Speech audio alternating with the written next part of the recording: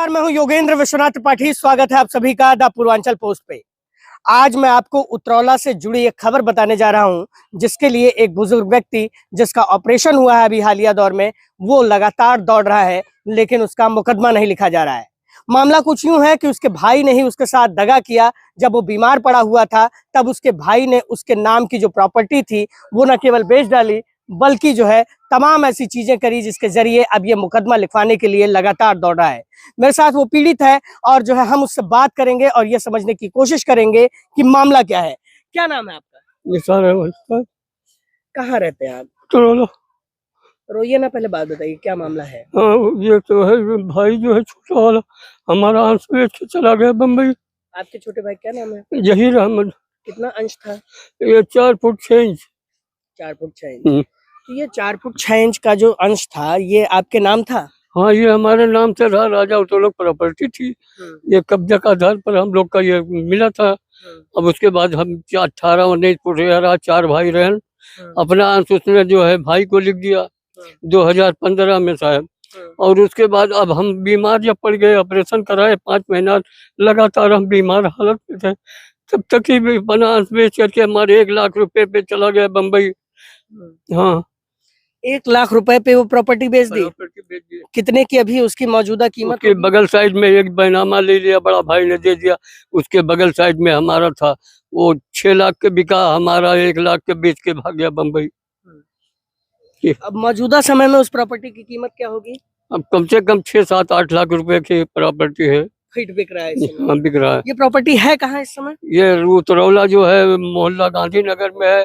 ये धर्मताला निकट दुखरनाथ पोखरा के बगल साइड में है। अच्छा, दुखरानाथ पोखरे के बगल में, मतलब उतरौला शहर के? उतरौला शहर में। हाँ, तो ये जब आप बेच रहे थे तब आप क्या कर रहे थे? उस दौरान क्या हालत थी आपकी? तबीयत आपकी खराब बता रहे थे आप। हाँ बिल्कुल, हम अस्पताल में थे। हाँ, हमारा ऑपरेशन हो गया था, 5 महीना लगातार मैं घर पे आमया पड़ा रहा। अब उसके बाद एक छोटा वाला भाई जो है बगल साइड में रहा, जो जमीर अहमद नाम है, वो इधर उधर अपना कागज पत्तर दौड़ाने लगा। अब जब हम कुछ होश में भय, तो वो हमसे जिक्र किया कि आपका अंश भाई ने बेच करके बगल हो गया, चला गया।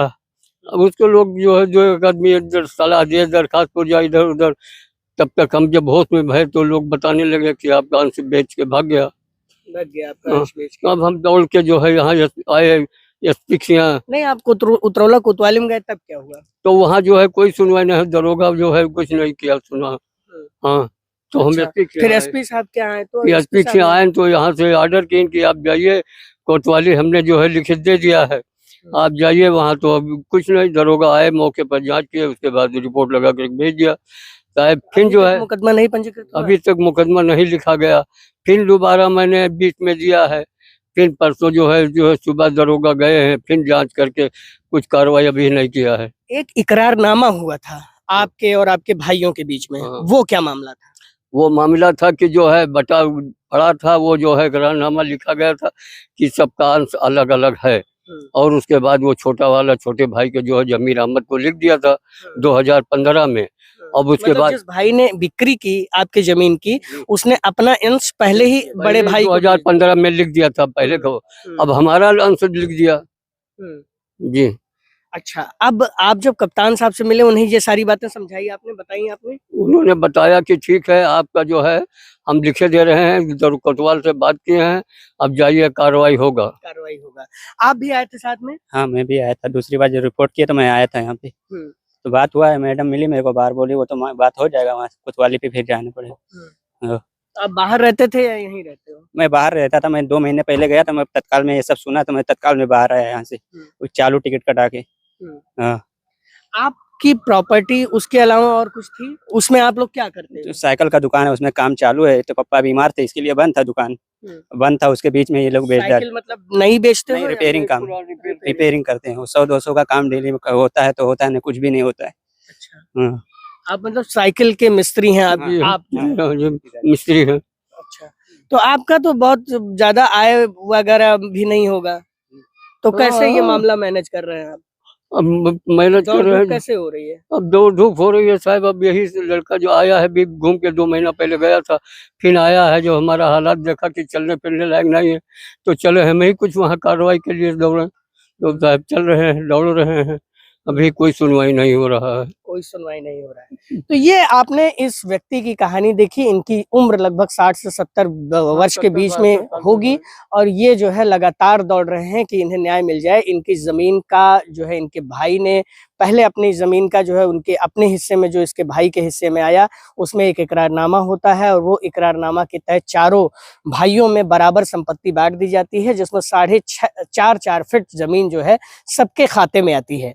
अब 4.5 फीट जमीन को लेकर एक भाई इनका जो है वो 2015 में अपने वो हिस्से का 4.5 फीट जमीन अपने बड़े भाई के नाम बैनामा कर देता है, बिक्री कर देता है।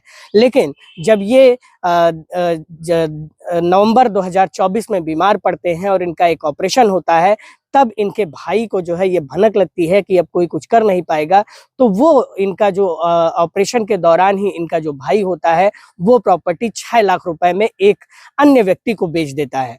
जबकि इकरारनामा साफ साफ कहता है कि और जो बैनामा है वो भी साफ साफ कहता है कि उस भाई का अब कोई अंश नहीं बचा हुआ है।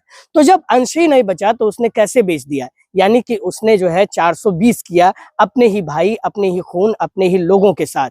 तो ऐसे में देखने वाली बात होगी कि कप्तान इस मामले में क्या जांच करवा रहे हैं और कप्तान को क्या तथ्य सामने मिले हैं और इस व्यक्ति जो कि पीड़ित व्यक्ति है इनकी सुनवाई कब तक होती है और कब तक इनका मुकदमा पंजीकृत करते हुए जो इनके साथ फ्रॉड हुआ है, जो इनके साथ जास्ती की है इनके भाई ने, उस पर कार्रवाई की जाती है। बलरामपुर से मैं योगेंद्र विश्वनाथ त्रिपाठी, द पूर्वांचल पोस्ट के लिए।